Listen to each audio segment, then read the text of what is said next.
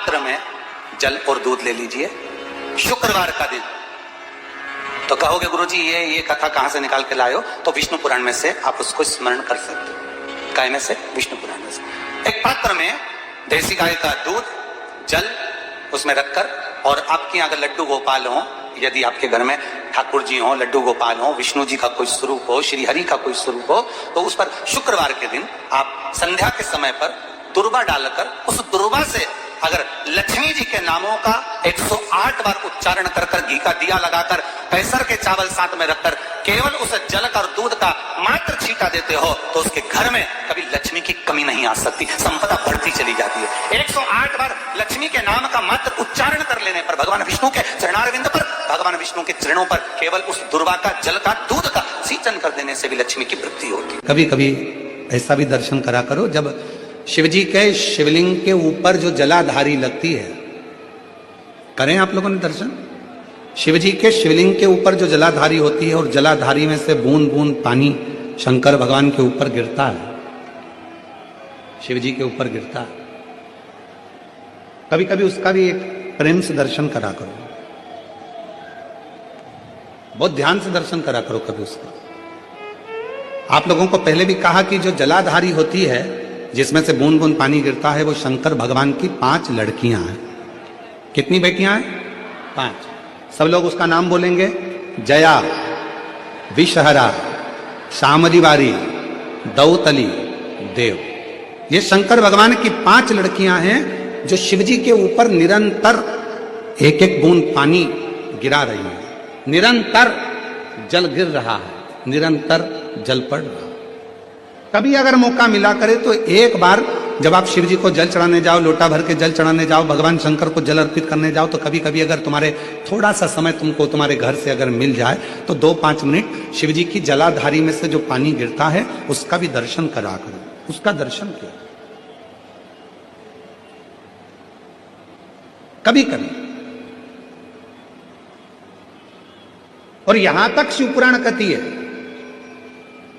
जलाधारी में से जब पानी गिर रहा हो और भगवान तुम्हारे हाथ में अगर कोई बेलपत्री का पत्ता हो, नहीं हो तो मंदिर की बेलपत्र जो चढ़ी चढ़ाई हो वो भी अगर आपने शिवलिंग पर चढ़ा दी और थोड़ी देर बैठ गए और बूंद बूंद पानी उस पर से गिर रहा है, थोड़ी देर वो जया, विषहरा, शामली बारी, दौतली, देव, वो बूंद बूंद पानी उसमें से गिर रहा है, उसको गिरने दो। और थोड़ी देर दर्शन करने के बाद उस बेलपत्र को डॉक्टर जिसको कह दे कि इसकी ब्लॉकेज ज्यादा है, इसका ऑपरेशन करना पड़ेगा, बाईपास करना पड़ेगा, डॉक्टर साहब से कहना मुझे 2 दिन दे दो मात्र, परसों के दिन बाईपास करा लूंगी, या 2 दिन आप ट्रीटमेंट करो।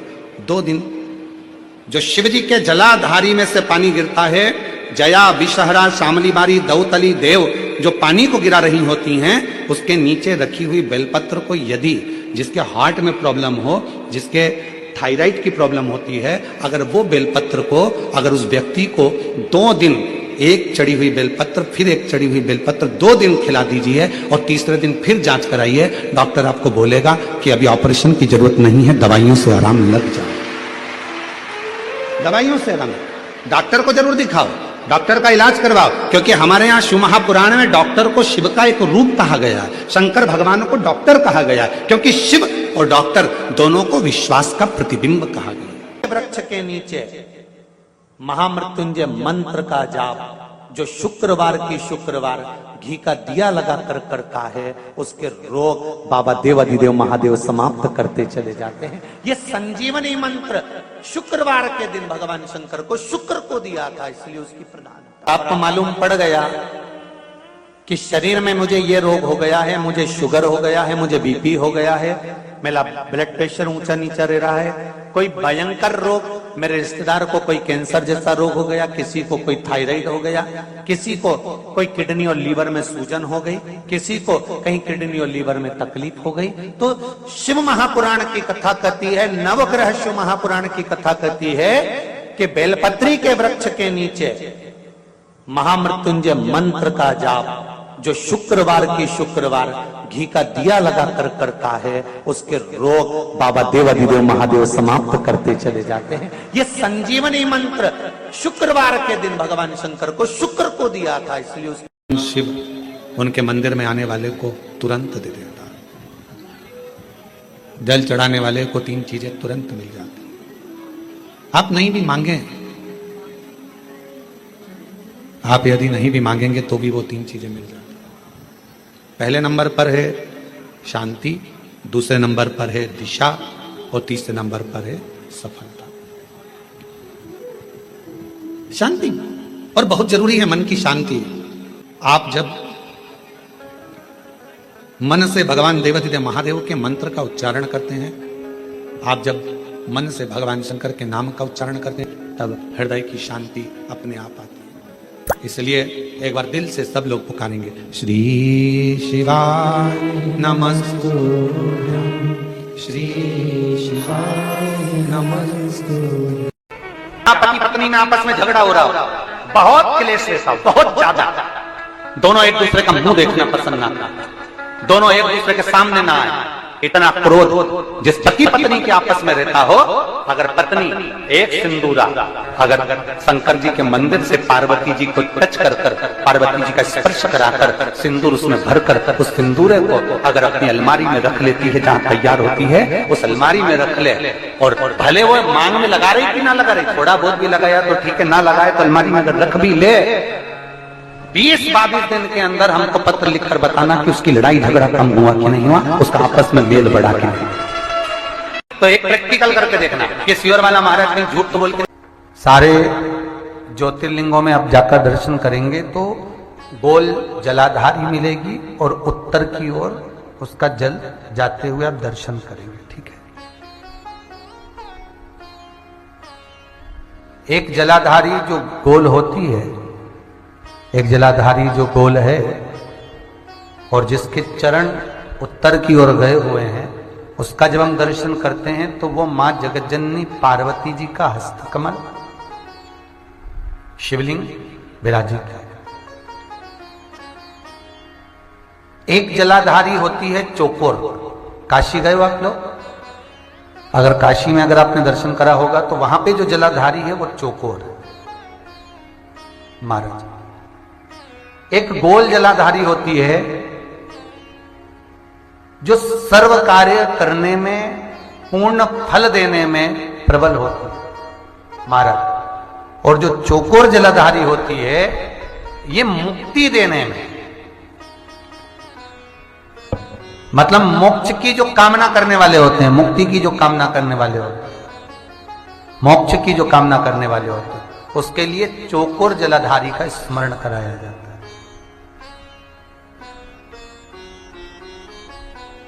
चौकोर जलाधारी। एक जलाधारी होती है त्रिगुणाकार, अर्थात ट्रेंगल, त्रिगुणाकार। शास्त्र कहता है जब असुरों ने, राक्षसों ने किसी फल की कामना करी, असुरों ने, राक्षसों ने किसी फल की कामना करी, तो महाराज उस कामना के लिए त्रिगुणाकार जलाधारी का निर्माण करा। क्यों?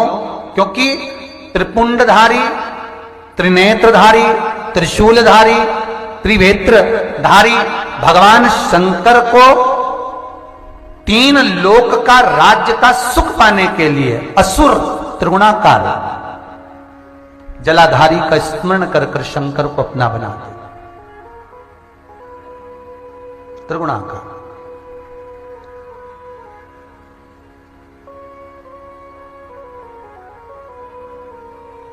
एक प्रसंग बड़ा सुंदर सा है स्कंद पुराण का कि भगवान शंकर पर जो जल चढ़ता है वो उत्तर दिशा की ओर क्यों जाना चाहिए, ठीक है। और पूजन करने वाले व्यक्ति को महाराज दक्षिण में बैठकर उत्तर की ओर मुख कर कर शंकर का अनुमोदन क्यों करना चाहिए, ठीक है। जब हम शिव जी की अर्चना करते हैं तो हमारा मुख कहां ज्यादा होना चाहिए? उत्तर की ओर, ठीक है। दक्षिण में, दक्षिण की ओर से हम बैठे, जहां भगवान का जल जा रहा है महाराज उस ओर देखते हुए, अर्थात उत्तर की ओर हमारा मुख होकर हम भगवान के शंकर की आराधना करें। जैसे पूर्व अभिमुख होकर शिव की जो आराधना करी जाती है वो एक श्रेष्ठता का फल देते हैं, फल देगी, मना नहीं है।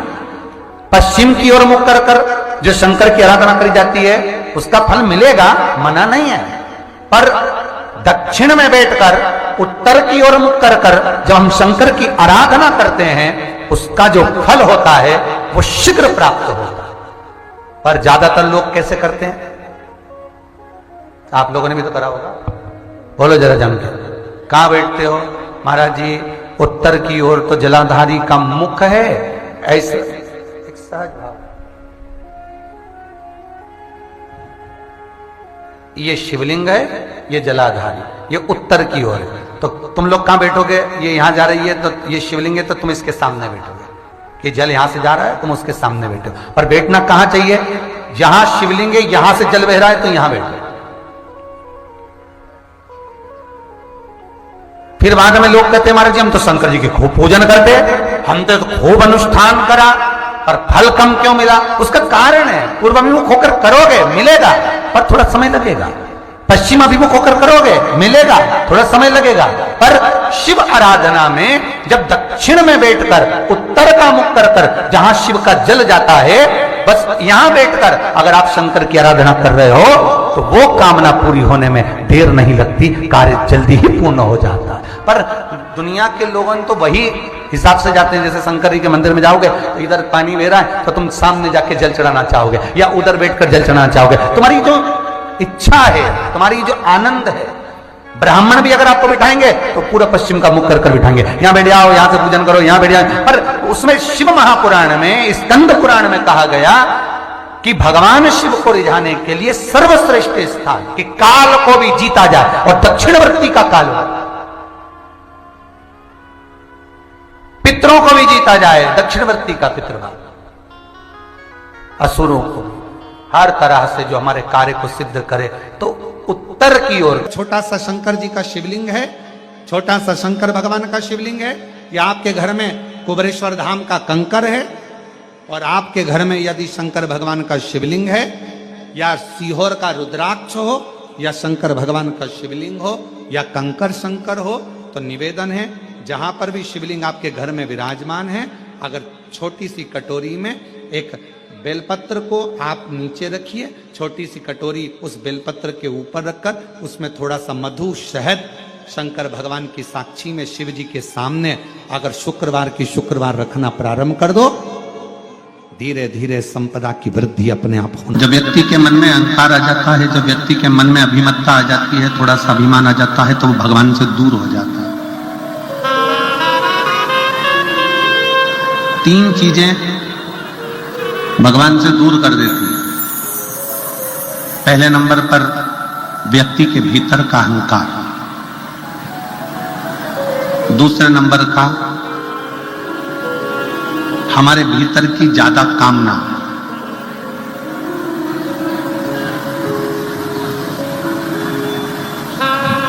और तीसरे नंबर पर लोभ। एक अहंकार, कामना और लोभ, ये तीन ऐसी है कि जो हमें परमात्मा से दूर कर देती है।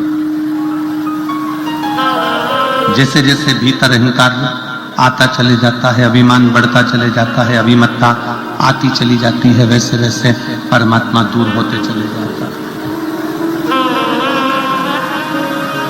भीतर काम जाग जाता है, कामनाएं बढ़ती चली जाती है, भगवान मुझे ये दे देना, भगवान मुझे वो दे देना, भगवान मुझे ये प्रदान कर देना। और मान लो भगवान ने यदि तुमको वो नहीं दिया तो तुम्हारे भीतर निराशा उत्पन्न हो जाती है और तुम भगवान से दूर हो जाते हो।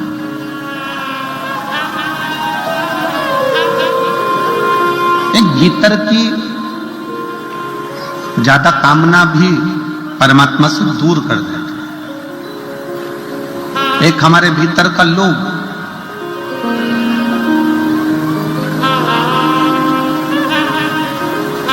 ऐसा नहीं है कि भगवान ने किसी को कुछ नहीं दिया। शिव महापुराण की कथा कहती है, भगवान शंकर का चरित्र कहता है, शिव महापुराण की कथा कहती है कि पृथ्वी पर जब मनुष्य जन्म लेता है, पृथ्वी पर जब मानव जन्म ले रहा होता है, तब मेरे विश्वनाथ उसके ललाट पर ये लिखकर भेज देते हैं कि तू जितनी मेहनत करेगा उतना तुझे फल प्राप्त होता चले जाएगा। तू जितनी मेहनत करे,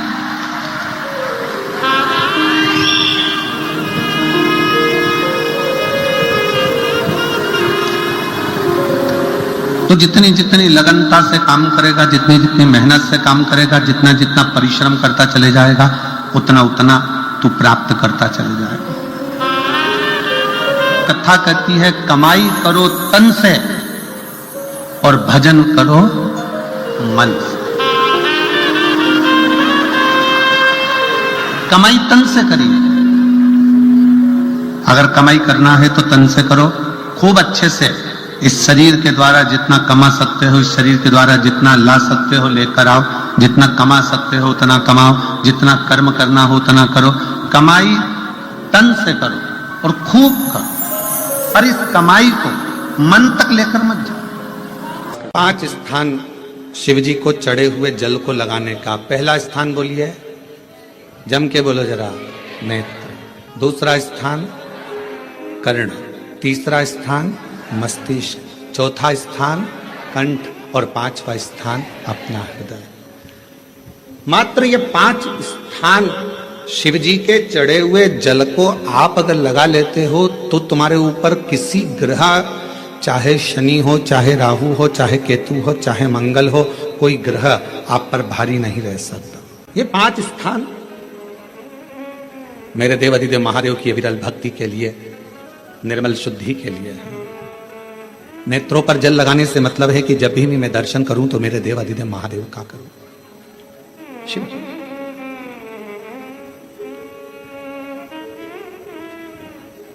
कंठ पर जल लगाने से मतलब है कि मेरे मुख से जो वाणी निकले, और मान लो मेरे मुख से कोई अपशब्द निकल गया तो किसी का बुरा ना हो जाए। कर्णों से जल लगाने से मतलब है कि मेरे कानों के माध्यम से जो शब्द मेरे अंदर जाएं वो मेरे जीवन का कल्याण करें। मस्तिष्क पर जल लगाने से मतलब है कि मेरे भगवान के चरण का जल, उनकी रज मेरे सिर पर चढ़ी रहे और मेरे जीवन में कभी अहंकार ना आए।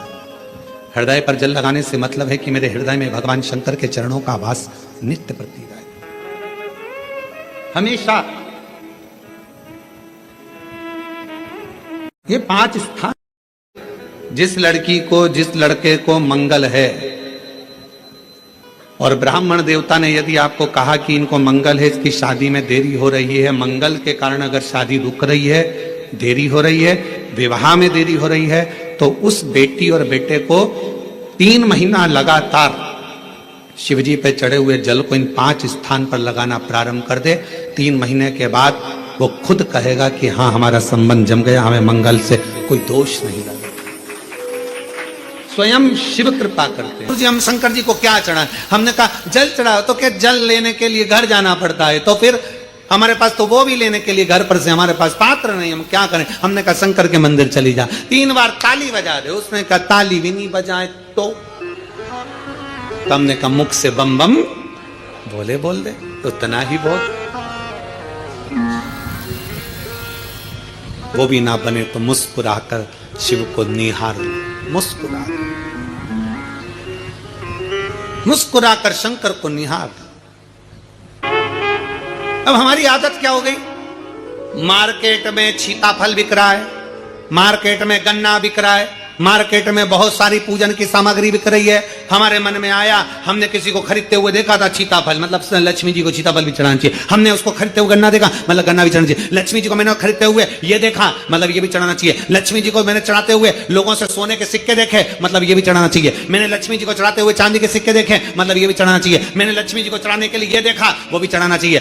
घर में सामर्थ्यता नहीं है और कर जाकर कर तुम सामान लेकर माता लक्ष्मी को चढ़ाओ, लक्ष्मी जी कभी प्रसन्न नहीं होगी। लक्ष्मी कहती है कि तेरे दिल से तू मुझे जैसा रिझा सकता है वैसे रिझाना। अगर तू केवल दीप लगा देगा ना, उतने में भी खुश हो जाऊंगी और तेरा भंडार भर कर चलेगा। बहन भाई को तिलक करती है, माथे पर तिलक लगाने के बाद में चावल लगाती कि नहीं लगाती? बोलो, जम के बोलो जरा। लगाती है? बोलते जाओ जरा। लगाती है, ठीक है। मंदिर में आप पूजन कर रहे हो, घर में कोई अनुष्ठान कर रहे हो, पंडित जी तुम्हारे मस्तक पर तिलक करते हैं तो चावल लगाते कि नहीं लगाते? बोलो बोलो, जम के बोलो, लगाते हैं। तुम्हारे घर में शादी ब्याह होता है तो तिलक करा जाता है तो चावल लगाया जाता कि नहीं लगाया जाता? लगाया जाता। सब समय पर चावल, मस्तक पर कंकु का तिलक, चंदन का तिलक, जो भी तिलक तुम्हारे मस्तक पर लगा है, कोई अगर लगाएगा शुभ कार्य में तो चावल जरूर लगाएगा। बस एक कार्य ऐसा होता है जिस समय पर मस्तक पर तिलक करा जाता है पर चावल नहीं लगाया जाता। एक समय ऐसा होता है जिस समय तिलक करा जाता है पर चावल नहीं लगाया जाता। चावल का मतलब है अक्षय, मतलब बार बार भगवान ऐसा मौका लाए, बार बार भगवान ऐसी कृपा करे कि तुम ऐसा अनुष्ठान करते रहो, पुण्य करते रहो, सत्कर्म करते रहो, 16 सोमवार के व्रत करते रहो, चतुर्थी के व्रत करते रहो, तुम छठ की पूजन करते रहो, तीज का व्रत करते रहो, सोमवार का व्रत करते रहो, तुम्हारे घर में हमेशा ऐसे शुभ कार्य होते रहे। केवल अक्षय, अक्षत एक जगह पर नहीं लगाया जाता। कब नहीं लगाते अक्षत को? मस्तक पर तिलक करते समय अक्षत कब नहीं लगाया जाता? केवल एक समय पर। कब? जब घर में कोई शांत हो जाता है और शांत होने के बाद जब मस्तक पर पगड़ी का क्रम होता है, उस पगड़ी के क्रम पर तिलक तो लगाया जाता है पर चावल नहीं लगाया जाता। भगवान से प्रार्थना करते हैं ये बार बार मौका मत देना, जो हो गया उसको समाप्त, ऐसा मौका बार बार ना दीजिएगा। हाँ, पगड़ी पर से उठ गए, अच्छा काम करने के लिए मंदिर जा रहे हो, स्थान छोड़ने के बाद अब तिलक लगाओ और उसमें चावल ढेर सारा लगाओ, कोई मना नहीं। पर अक्षय, उस अक्षत की महत्वता को समझना कि उसको बारंबार प्राप्ति ना हो, ऐसे कार्य की प्राप्ति ना हो, अच्छे कार्य की प्राप्ति, श्रेष्ठ कार्य की प्राप्ति, शुभ कार्य की प्राप्ति। अगर मौका मिले तो एक बार भविष्य पुराण, और एक बार मौका मिले तो कुर्म पुराण, और एक बार मौका मिल जाए तो नंदी पुराण। ये 3 पुराणों का स्मरण करना, इसमें आपको अक्षत की महत्वता प्राप्त हो।